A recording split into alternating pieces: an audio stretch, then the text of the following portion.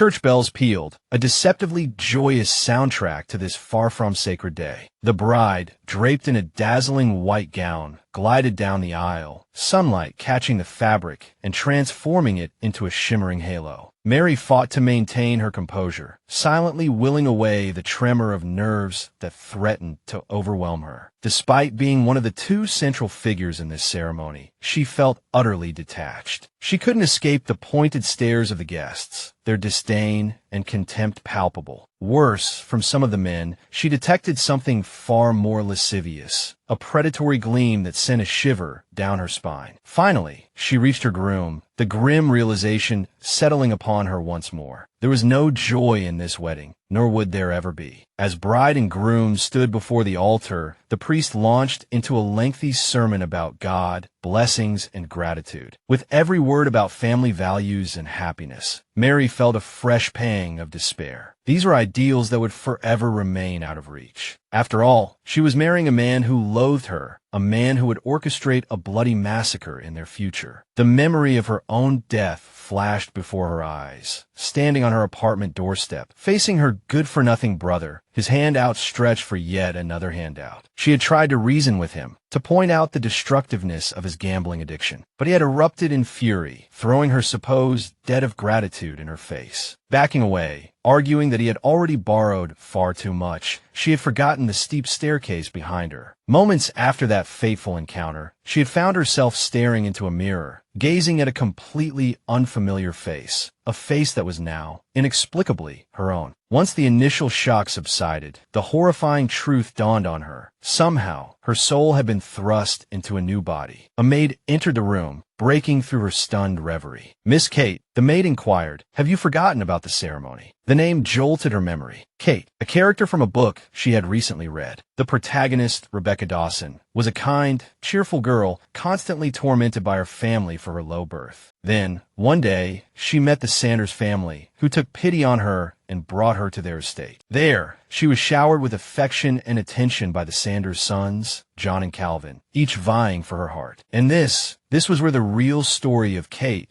the character whose body she now inhabited, began. Kate, foolish, greedy, malicious, and blinded by jealousy, constantly schemed against Rebecca. Pampered and spoiled by her doting father, Kate had the resources to enact her cruel plots. Lost in thought, Mary barely registered the maid's words, informing her that her hair was now styled. When the maid added that her father was waiting for her in his study, a surge of genuine warmth filled Mary's chest. "Thank you," she said, her heartfelt gratitude surprising the maid. Mary practically floated out of the room. As she hurried towards her character's father's study, a plan began to form in her mind. All she had to do was correct Kate's mistakes. It shouldn't be too difficult. If she could change her behavior drastically enough, she might even earn the affection of the Sanders family. Buoyed by these optimistic thoughts, she reached the study, pushed open the door, and greeted her father with a cheerful good morning. She had no idea how quickly, how brutally, her hopes would be dashed. The moment she met her father's gaze, her cheerful facade crumbled. "It's hardly morning anymore," he said, his tone sharp and disapproving. Turning his back to her, he added, with equal coldness, "And there was no need for you to come see me at all." Mary stared at him, bewildered. This man, the character she had perceived as the kindest father in the book, was treating his own daughter with such open disdain. Why? Suddenly, Mary heard a voice announce the completion of the next applicant's identity verification. She watched, as if detached, as her protagonist, Kate, went about her life, until, with jarring abruptness, she found herself in Kate's body, slumped on the floor, begging her father to stop, promising to do whatever was necessary. Mary stared, astonished, at the scene unfolding before her, struggling to make sense of it all. In a flash of realization, she understood that every image of Kate she had seen on the pages of the book had been a facade. The girl left alone in a dark,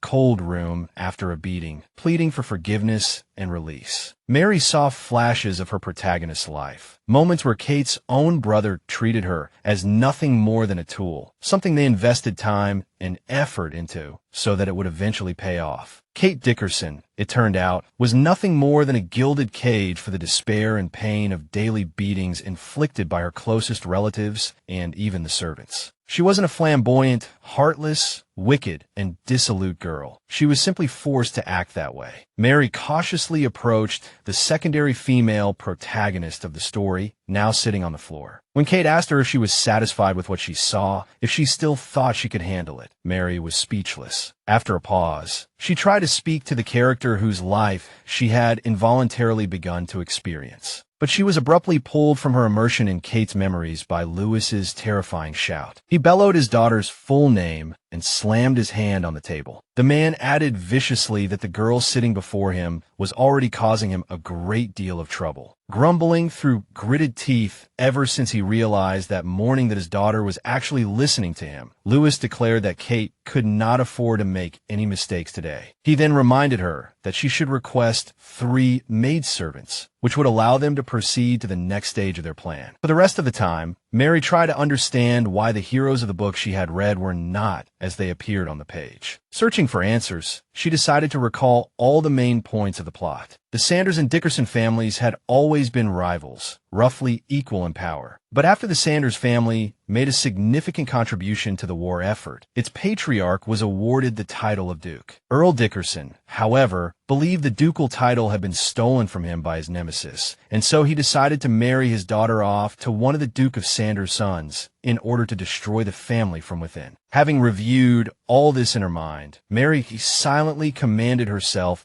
to pull herself together so she could find a way out of this predicament. After all, she had always been strong and knew how to find a way out of even the most difficult situations. Perhaps if she stopped acting like the Kate she had read about, it would give her a chance to avoid the fate laid out for the character in the book. Lost in thought, Mary didn't notice the passage of time as she stepped down from the carriage that had stopped in front of a massive mansion. The indescribable beauty of the Sanders estate was truly breathtaking. As the Dickersons moved through the grounds, Kate's father and brother could only exchange venomous barbs about the Sanders family. At the entrance, the guests were greeted by a butler who bowed to the Earl and his children and announced that the Duke and Duchess were already awaiting them. After these words, Lewis seemed to transform. A saccharine smile plastered across his face. He turned abruptly to his daughter and cordially invited her to hurry inside. Mary had no choice but to play along with her tyrannical father, mentally noting his dramatic shift in demeanor. It didn't matter, she thought. In a week, she would be leaving the Earl's house forever. For now, she needed to focus on surviving the Duke's household. The doors to the rooms swung open, and the steward, amidst the flurry of departing guests, announced the arrival of the Dickerson family. Mary, inhabiting Kate's body, found herself captivated by the sight of these individuals, figures she had only been able to conjure in her imagination while reading the book. There, amidst the throng, stood Duke Henry Sanders himself, along with his wife, Rosemary. Rosemary, with an effusive warmth, ushered the newcomers towards the table. Then, Mary saw him, Kelvin, the Duke's eldest son and another key player in this unfolding drama. Beside this striking young man sat a girl of breathtaking beauty, whom Mary instantly recognized as Rebecca. Seated beyond Rebecca was the Duke's younger son, John,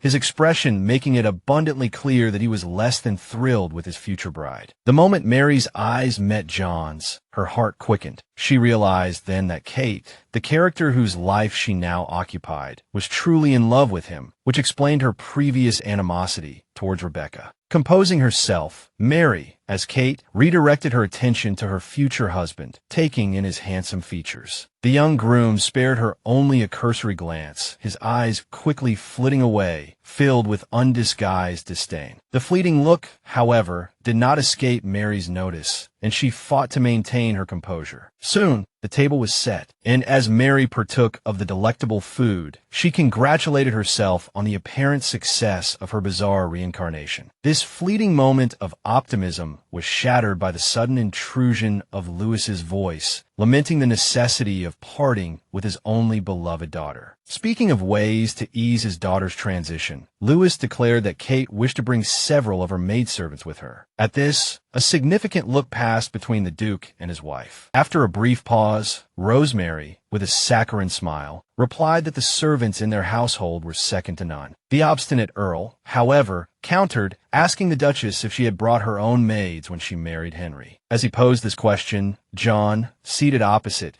cast another unfriendly glance towards his guests. A palpable tension settled over the dining table. Knowing the storyline of the book, Mary decided it was time to intervene and begin earning their trust. She spoke up, assuring her father that she would be fine, and that he needn't worry. Then, turning to the Duke, she asked him to disregard the request regarding the maids, explaining it away as merely a father's anxieties about his young daughter's impending marriage. Inside the carriage, Louis, seething with anger, berated his daughter for not only failing to aid his plan, but for directly interfering with it. Mary knew that from this moment forward, everything rested in her hands. She pointed out to him the revealing nature of their reaction to the request for maids. The subtext, she argued, was clear. If the Sanders family harbored suspicions about her, an entourage of maidservants would be of little use. Her words seemed to quell the Earl's fury. He asked, without any warmth, what she could possibly accomplish there, completely alone. Mary explained that even if she couldn't achieve anything immediately, her discreet behavior and the absence of personal maids would lower their guard. Once she had gained their trust, she would express homesickness and request permission to invite a maid to visit. Although Louis's anger hadn't completely subsided, he conceded that there was logic in her words. The week that followed these events proved incredibly difficult for Mary. But from this day forward, she would no longer have to return to that dreadful and utterly alien home. The wedding ceremony, at last, reached the point where the bride and groom exchanged rings. A small boy and girl carried the rings toward the young couple. The exchange completed the ceremony. Mary, inhabiting Kate's body, watched the children, thinking how adorable they looked together. Then, her gaze shifted to her new husband, John. The weight of his feelings, or lack thereof, pressed upon her. It was for this very reason that she longed for the entire ritual to be over as quickly as possible. Trying to savor this fleeting moment of contrived bliss, she extended her hand, palm up. The ring was now placed on her finger. Mary, as Kate, offered a shy smile, noticing that John hadn't even brushed her skin as he performed his part. The absurdity of it struck her. She was prepared to play her role, to lean into the charade, but then John abruptly snatched his own ring from the cushion. His expression remained impassive as he shoved it onto his own finger. A wave of barely suppressed laughter rippled through the hall. The guests found the groom's blatant disregard for his bride highly amusing. It was a stark reminder that this marriage was one of convenience, nothing more. But Mary quickly composed herself. Clenching her fists, she reminded herself that her primary goal was simply to survive. Turning away from her boorish new husband, she thanked the little girl who had carried the rings. Then, calmly, she turned to the priest, who now had the final words to pronounce. She didn't notice the brief, curious glance John suddenly cast in her direction. After all, Mary's only thought was that, at least in this new life, she could finally experience some peace, some tranquility. Sitting on the bed in her room, she realized she could finally feel alive. Recalling Kate's usual style of dress, she found the low neckline of her gown unsettling. This needed to be remedied. She was brushing her hair when a knock came at the door. After she bid the visitor to enter, Rebecca appeared. Looking at the newest resident of their estate, the unexpected guest abruptly announced she had something to tell Mary. In that moment, Mary remembered a scene from the book After the Wedding, where Rebecca visits the newlyweds' room to apologize for John's behavior. But in the original story, the apology backfired, only enraging Kate further. Unable to reprimand the Duke's son, Louis's daughter had directed all her fury at Rebecca, who had dared to appear at the wedding in a gown far more beautiful than a bride's. As a woman, Mary could understand her protagonist's frustration. And now, the scene was unfolding before her, Rebecca apologizing for John's actions. Rebecca explained that despite his cold exterior, John was a very warm person at heart. Looking at Rebecca, at her expression and demeanor, Mary was struck by the thought that it was impossible to dislike such a beautiful girl. Her visitor was the embodiment of beauty, purity, and innocence, a stark contrast to the original owner of the body Mary now inhabited. Smiling sweetly, she responded, speaking as Kate,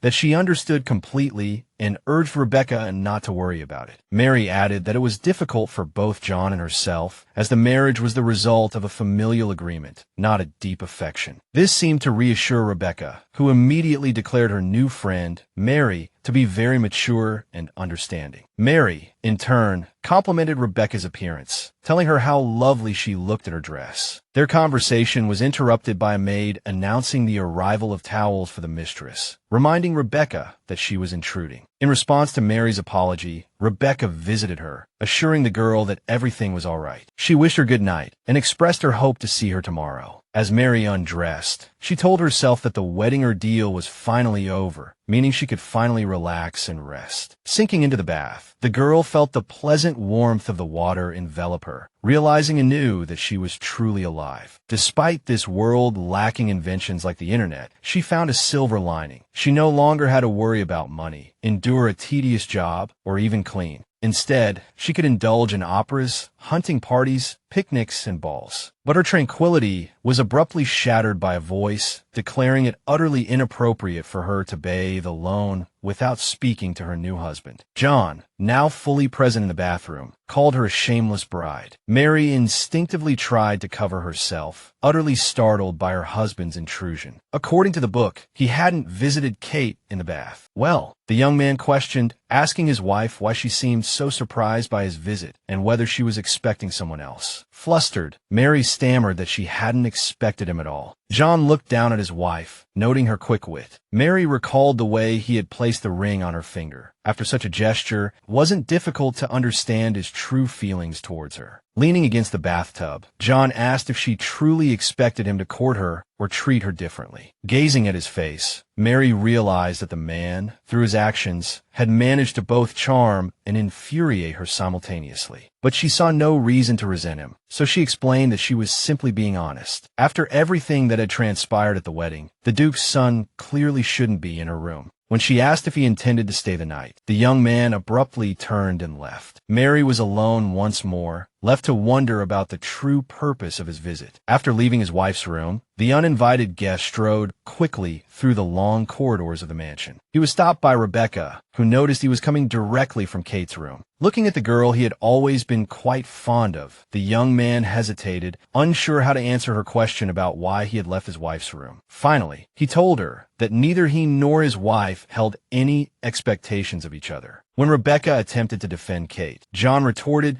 that such a pure soul couldn't possibly see the wickedness in people's hearts. He added that the Dickerson family was mocking his family with this marriage, but John expressed a keen interest in what Kate had said to Rebecca in her room. The girl explained that his wife had complimented her dress at the wedding. However, the young man twisted her words, claiming the Earl's daughter had no right to criticize Rebecca's attire. Rebecca tried to reason with him, but he smirked, prompting her to recall the bride's own gown. It wasn't luxurious at all, and far too ostentatious. Kate Dickerson's entire appearance was inappropriate, which was why she was now criticizing Rebecca's dress. Indignant, Rebecca insisted that John shouldn't speak about his wife in such a manner. Changing the subject, he asked if his chance acquaintance had anything else to tell him. Looking at John, Rebecca softly whispered his name, offering no further words. The young man's expression suddenly shifted, and he began to tell her that she didn't understand his true feelings at all. Calvin appeared beside his brother, asking John what he and Rebecca were doing there so late, but John cut him short. Unlike the Duke's younger son, the girl seemed genuinely pleased to see Calvin. Alas, John still hadn't managed to express his true feelings to the beautiful young woman. Mary awoke from her slumber, stretching luxuriously in the unbelievably soft and comfortable bed. Despite everything that had happened on her wedding day, she had woken early and feeling refreshed. This, she thought, must be how a young, healthy woman was supposed to feel. With her newfound health and rather attractive appearance, she could quite easily live in this mansion as an unobtrusive, obedient daughter-in-law. Of course, John loved Rebecca, and Mary certainly didn't expect his affections, but perhaps the Duke and Duchess would warm to her in time. Therefore, Mary decided that today she would make a point of paying her respects to them, hoping to gain their favor. She paced her room, analyzing her situation. For her survival, She needed to win over as many key players as possible, both major and minor. Henry and Rosemary's opinion of her mattered far more than their son John's, for her very survival depended on it. Mary imagined all sorts of delicacies, concluding that all she truly desired was a peaceful, comfortable existence, free from want, somewhere within the walls of this estate. Lost in thought, the girl didn't notice she had wandered over to the bell used to summon the servants. It was another element of her new, luxurious life that she had read about so many times in books. As soon as Mary rang the bell, a maid appeared within seconds, and the new mistress of the house immediately instructed her to prepare her for a visit to the Duchess. Before the maid could begin carrying out the order, Mary asked her name. When the maid replied that her name was Susie, Mary asked her if all the clothes from her dowry were so gaudy. Receiving an affirmative answer, Mary immediately realized that appearing before the Duke and Duchess in such attire would be entirely inappropriate. The daughter-in-law's unsuitable appearance alone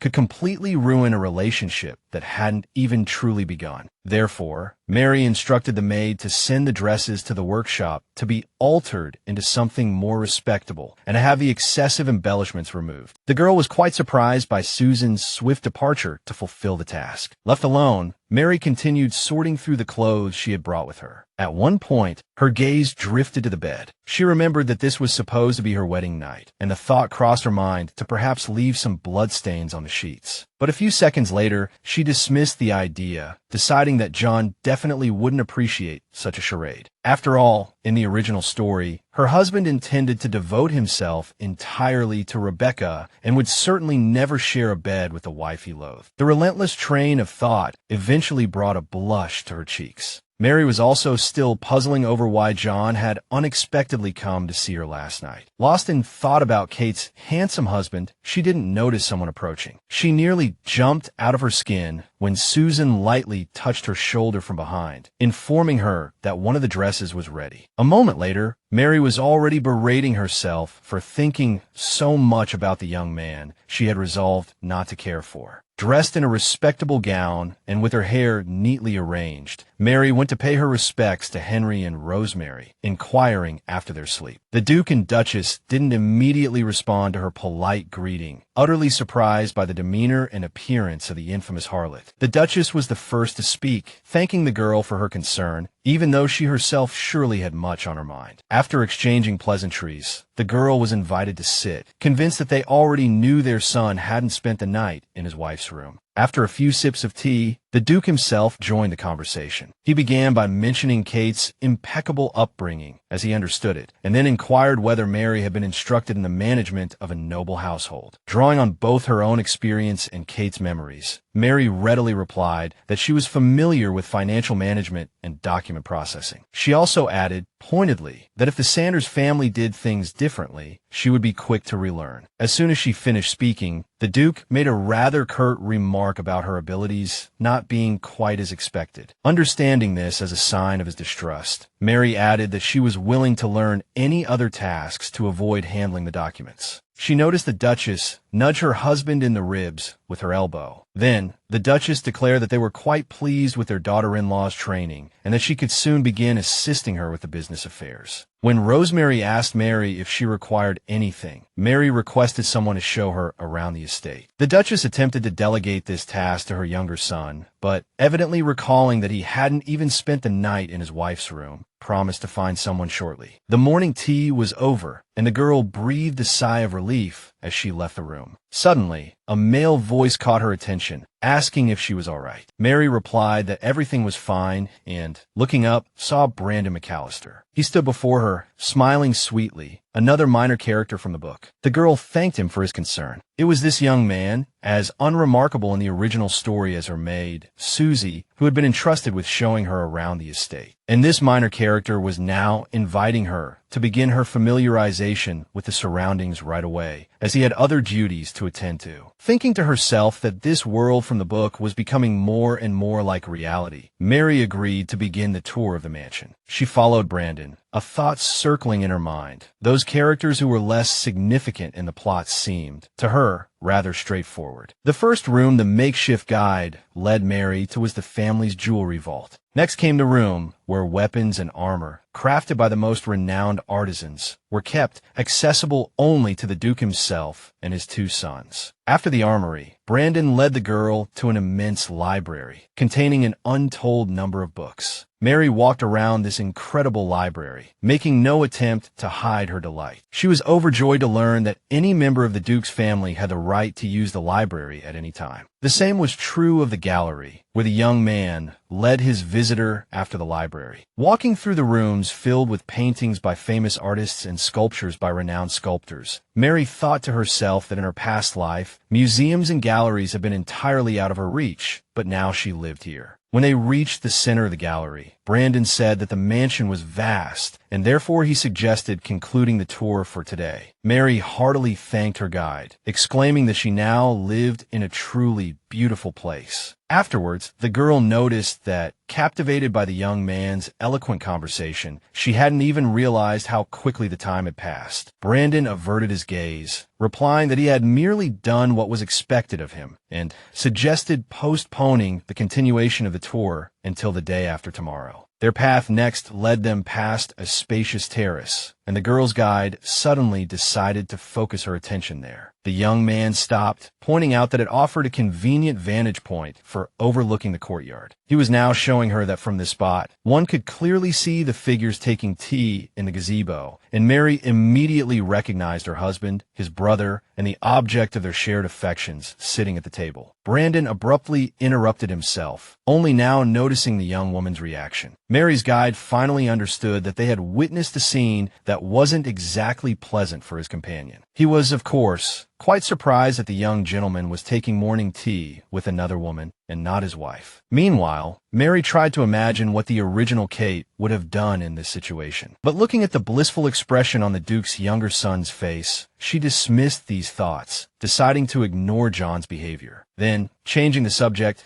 she remarked what a wonderful spot it was, offering a splendid view of the gardens, which would be even more beautiful in the autumn. Looking at his companion, Brandon couldn't help but agree. Suddenly, Mary turned sharply and left the viewing platform, beckoning the young man to follow. She reminded her guide that he himself had mentioned having some business to attend to. Without looking up from his work, the Duke asked the young man to share his impressions of his first meeting with Kate. Brandon calmly replied that the young woman had seemed very attentive to him, surprisingly quick to adapt to the mansion's interior, and that her favorite spot was the gallery. Having listened to the explanation, Henry inquired whether the young man had noticed anything unusual in the girl's behavior. Recalling his charge, Brandon explained that, contrary to all the rumors, she had behaved quite appropriately. He also didn't conceal the incident on the terrace, when they had witnessed Rebecca taking morning tea with both of the Duke's sons. When the man heard this, even his writing hand trembled, leaving a blot on the paper. Putting down his pen, Henry vexedly remarked that this could become grounds for complaint, as it was entirely inappropriate to see one's husband with another woman on the first morning after the wedding. After all, he had explained to his son that this marriage was necessary so that Earl Dickinson wouldn't side with the rebellious Boulder Shelton. But even though this marriage was purely a formality for the members of the Sander family, John had allowed himself to jeopardize the entire plan. The Duke was utterly astonished when Brandon suddenly mentioned that Kate hadn't seemed to notice the tea party at all. Of course, he couldn't know what she was thinking, but the girl hadn't made a scene, instead leaving as if nothing had happened. After a moment's reflection, the man found this behavior of Lewis's daughter rather unusual and intriguing. The meal was finished, and Susan was clearing the table when Mary suddenly thanked the girl. She still felt incredibly uncomfortable when others were working and she could only sit and watch. So, the girl again addressed her maid, saying that she had done a wonderful job and should go and have her own lunch. Susan, clearly unaccustomed to such treatment, stared intently at her mistress. As she murmured words of gratitude for the concern, Mary considered that her behavior might arouse strong suspicion. At the same time, she didn't find this particularly frightening. Having made a good impression on the Duke and Duchess, she only needed to decide how to proceed with Rebecca. After all, this girl was the protagonist of the story, and her life before joining the Sander family hadn't been easy. The sons and daughters of the Olsen family often bullied the poor, illegitimate girl, but one day, Rebecca managed to attract Rosemary's attention by saving her from a fall during a horse ride. The Sanders, deeply outraged by the girl's treatment, bought the child's rights from the Olsen family for a substantial sum. In the future, by relinquishing their rights to the child, the Olsens missed the opportunity for an alliance with the ducal family, and their fate was utter ruin. By the end of the book, not a single positive character's life was a failure. Mary's own life was also full of troubles, from beginning to end. Throughout her time there,